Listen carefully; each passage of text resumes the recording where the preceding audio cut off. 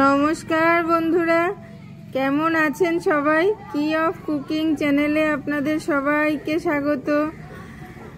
আজকে আমি নিয়ে এসেছি একটা মাছের রেসিপি, ফিশ টিক্কা। তার জন্য আমি নিয়ে নিয়েছি 5টা কাতল মাছের পেটির টুকরো। তো এটা অন্য মাছ দিয়েও, সমুদ্রের মাছ দিয়েও খুব ভালো তৈরি হয়। তো আমার কাছে এটাই অ্যাভেলেবল ছিল, তো আমি এটা দিয়েই তৈরি করছি আজকে। তো ফোক দিয়ে আমি সম্পূর্ণটাকে ভালো করে ফুটো ফুটো করে নিয়েছি, যাতে মশলাটা ভেতরে ঢুকে যায় ভালো করে।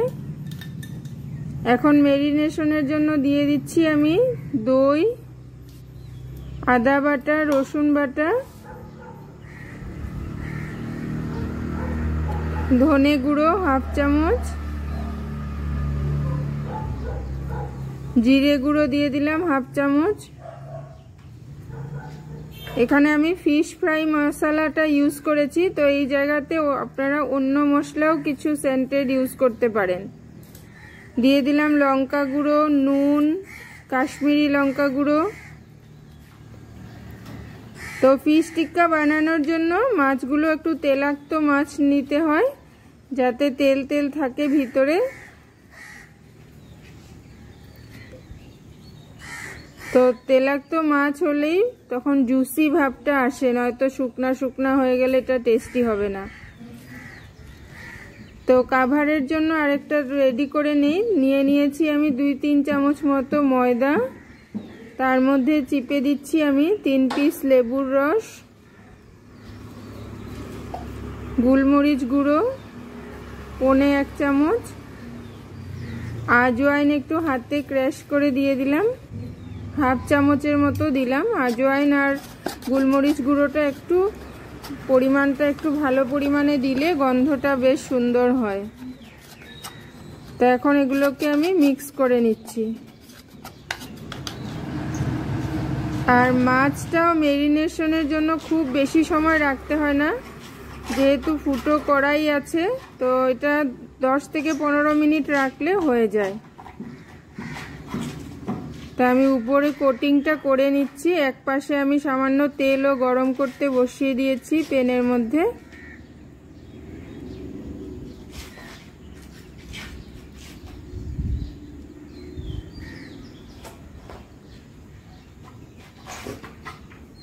আমরা চপ যেভাবে কোট করি, উপরের কোটটা ঠিক ওইভাবে করেই করতে হবে।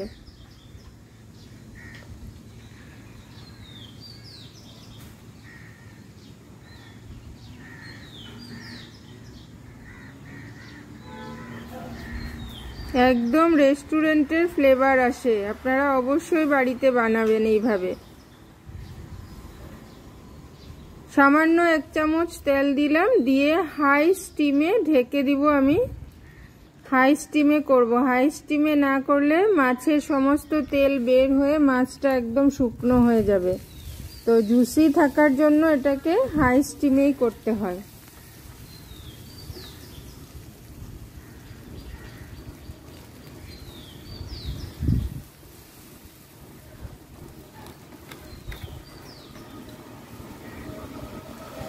তো একটা সাইড লাল হয়ে গেলে এইভাবে আরেকটা সাইড উল্টিয়ে দিতে হবে। এইভাবে প্রত্যেকটা সাইডগুলো ভালো করে ভেজে নিতে হবে, লাল লাল করে।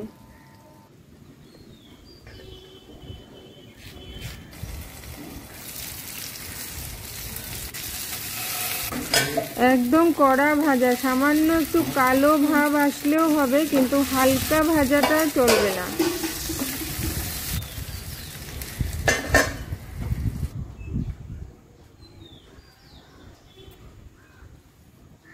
তো আমার দেখানো রেসিপিটা যদি আপনাদের ভালো লাগে, তো অবশ্যই লাইক, শেয়ার আর সাবস্ক্রাইব করে সব সময় আমার সঙ্গে থাকুন। তো হয়ে গেছে আমার ফ্রাইটা।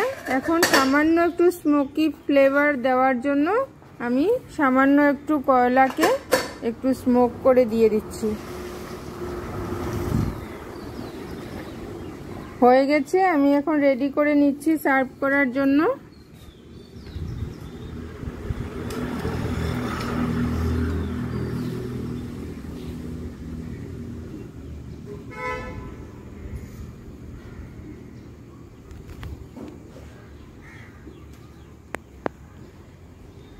বোঝাতে পারছি কিনা জানি না, দেখুন ভিতরটা একদম খুব সুন্দরভাবে জুসি হয়েছে।